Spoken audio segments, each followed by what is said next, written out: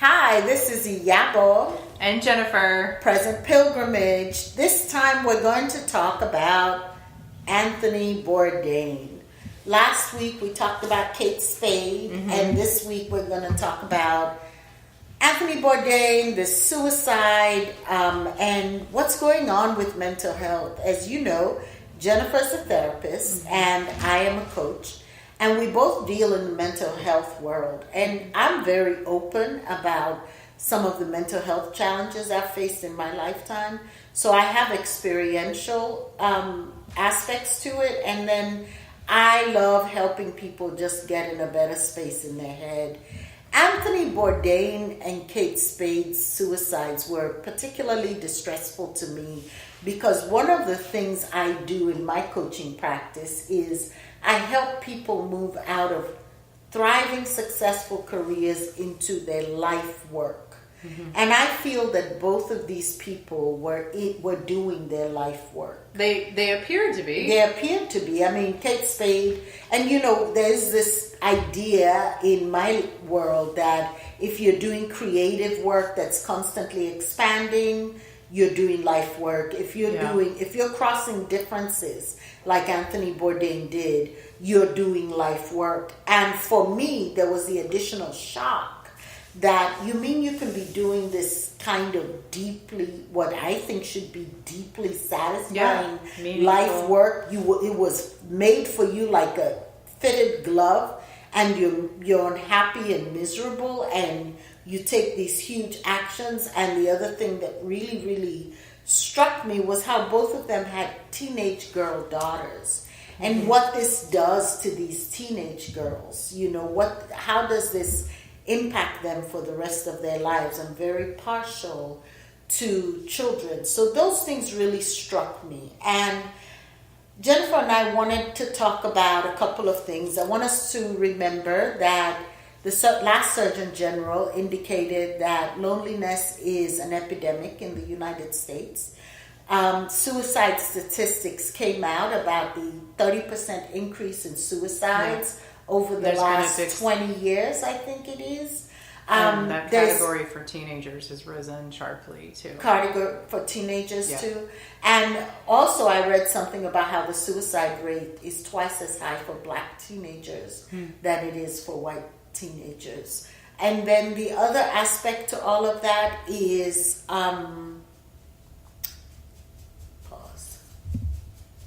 at work, people are less and less engaged, and people are experiencing a lot of isolation with work, especially with people telecommuting, where they're working from home and they get into isolation and they're not making relationships. And then finally, social media seems to have us not being humanely human and talking to each other. Yeah, and I think when you bring these up, it just shows me that there's a breakdown in our society of real, authentic relationship, and what does that mean? And that contributes to loneliness. And we talk about the bubble of comfort, and that bubble of comfort can be kind of isolated. You can have a beautiful house, but if you're sitting in your house by yourself and you're not talking to anybody, what good is that for you? And why do we feel like it's more important to sit in that house by ourselves than to be out talking to other people? Right. So I think that's a contributing factor in the isolation, in the kind of striving to, what did you call it? You said that the Dalai Lama called the treadmill? Hedonic treadmill. The Buddhists call it the hedonic treadmill. So just imagine a guy on a treadmill just jogging away with the carrot right in front of him. You know, like that's what we're doing. We're not going anywhere. Not being really satisfied, always striving for more, and not valuing authentic relationships and among people that can support us. And I think that breakdown is showing in this epidemic. I also think it has a lot to do with this issue of community. With church attendance way down, community, like look in your neighborhood, how many of your neighbors do you actually know? Yeah. I haven't been into any of my neighbors' homes, you know, whereas when we were growing up, as kids, we were running in and out of each other's houses. Here too. I'm from Atlanta. Back doors would be unlocked and open. We'd be running from house to house and barefoot and just kind of floating through the day, not thinking anything of it. Right. And it seems like those things are not happening. No. And I just wonder what our listening audience, what are some of the ways you are intentional about creating community, and how are we handling some of these things? And if someone, well, actually, I wanted to get to what Yabo and you and I were talking about with each other before we started this, which is our culture doesn't accept validating or acknowledging negative feelings or sadness. And so therefore it's not okay to talk about with these people in your whatever relationships you have, mostly if they're friendly or, kind of acquaintances. So we ignore them, or we think they're not important enough. And actually the feelings that are valued are being nice, or being comfortable, or feeling luxurious, and the real feelings that we deal with in our everyday life that everybody does are not valued and acknowledged and brought up. And if we don't acknowledge them, they don't go away. And I think that's the danger of despair, because if you never give deep sadness or despair or grief a place to come out and be talked about and expressed and to be supported, it will always stay with you. And then when something in your life that happens that can be very challenging or devastating or take you to that place, you can feel like you're just back there and you're never going to have that. You're never going to get out of that, or you're always going to have that feeling of despair. And it's something that's internalized. But when it's validated in a culture or in your group of friends or your circle of support, it's not stigmatized, and it's not given this kind of power or monster kind of quality. It's not something that you want to always identify with as yourself, but the power of despair is taken away when you can give it voice and name, and there's a liberation from it when you're able to bring it out and acknowledge it. Yeah, and then you know what I think of when you say that? I think of like when someone even said this about Anthony Bourdain, about how there was such an outpouring of love for him because his work was so meaningful to so many people. His show was so awesome. By the way, it was scheduled to come off of Netflix this month, and Netflix has decided to keep it on there indefinitely because it's become so popular all of a sudden. But here was all this outpouring of love for him after he's gone, right? And so, of course, we all know you do this outpouring when people are alive, not when they've transitioned. But also, what are we doing? Are we actually doing this outpouring in our lives? And then I think of when my parents died. I've lost both my parents. The love I received from folks was so amazing. The hugs, the attention, let's talk about your dad, let's have a drink to him, what can we do to support? And then for my father's funeral, I had to go to Nigeria, and I depended on so many people. I had my law firm then, my staff. I mean, I had an employee whom I love till today because she postponed her graduation because she knew I'd be out and my head wouldn't be in the game for a certain amount of time. So my community supported me, whether it was my church community, my African community, or my work community, supported me in that transition because I had to go to Nigeria for a whole month. And then, I've gone through a divorce. When I went through divorce, people gave me a certain amount of support. Now, maybe not everybody gets that, but there are things that happen to us on a day-to-day basis that we don't name, we don't talk about, and we don't get any support on. No. We don't get what do you need right now? How best can I support you?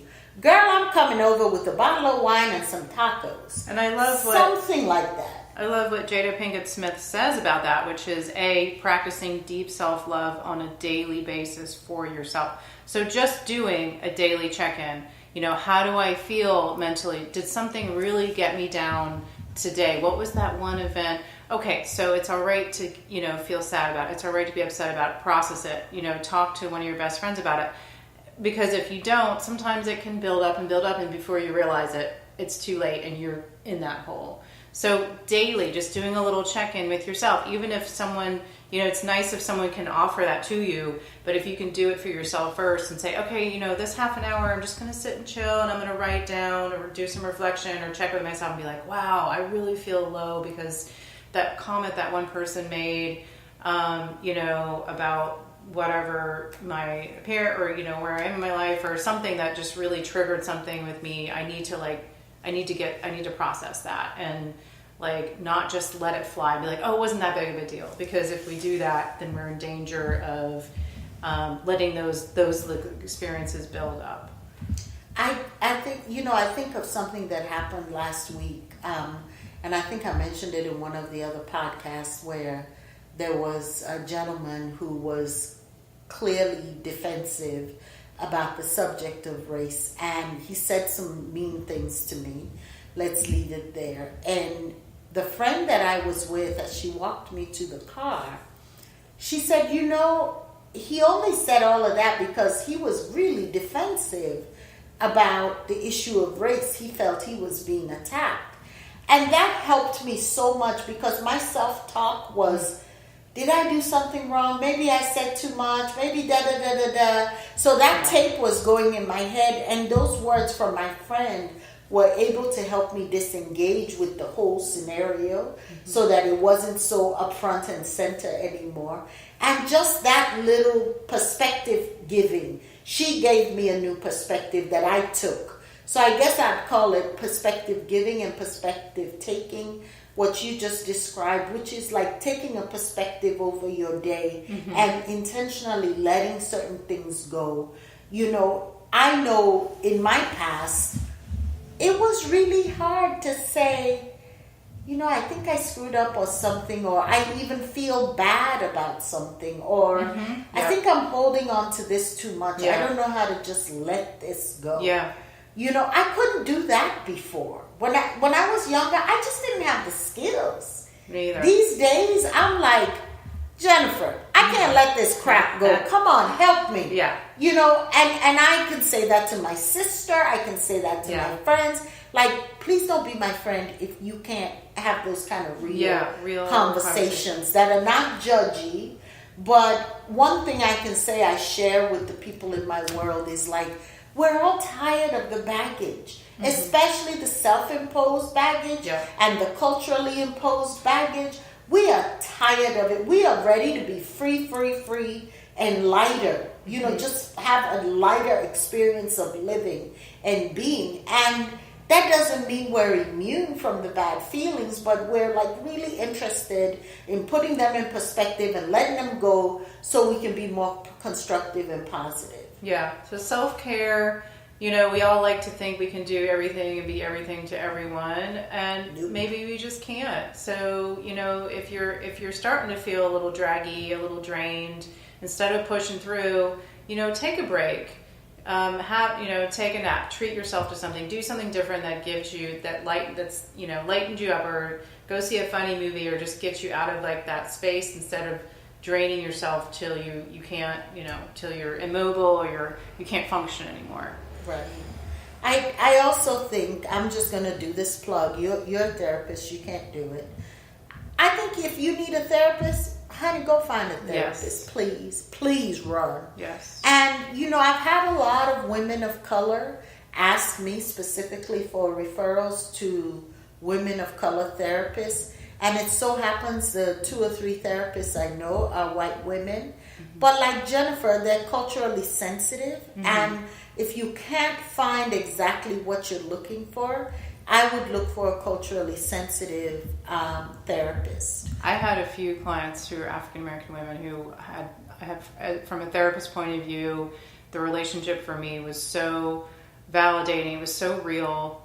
Just really, really real conversations about life. And I really valued those interactions so much because it helped me be a better listener and appreciate. And also, it helps the therapist when someone can come in and just, as you say, just kind of put it out there. You don't have to be, teasing it out as much, but that's what therapy is for, to have someone be a support, to be an ally, and you can come in there and say whatever you want. Yeah. But being real is the key. And it's the same thing with me as a coach. Sometimes coaching is therapeutic, even though it's not therapy. It can be therapeutic. And I find myself sometimes having to help my clients along episodically, like if it's an episodic thing that happens, if it feels like it's a pervasive thing, I refer them to therapists, or I ask them to seek out therapy. So with that being said, we want to honor the lives of Anthony Bourdain and Kate Spade. And what they gave to the world was truly amazing, and they touched so many lives. So thank you, and rest in peace. Thank you, and rest in peace. And oh, by the way, all these preachers that are telling you they went to hell because of whatever, don't cross my path. I'll find you. On that note, y'all have a good week. Bye.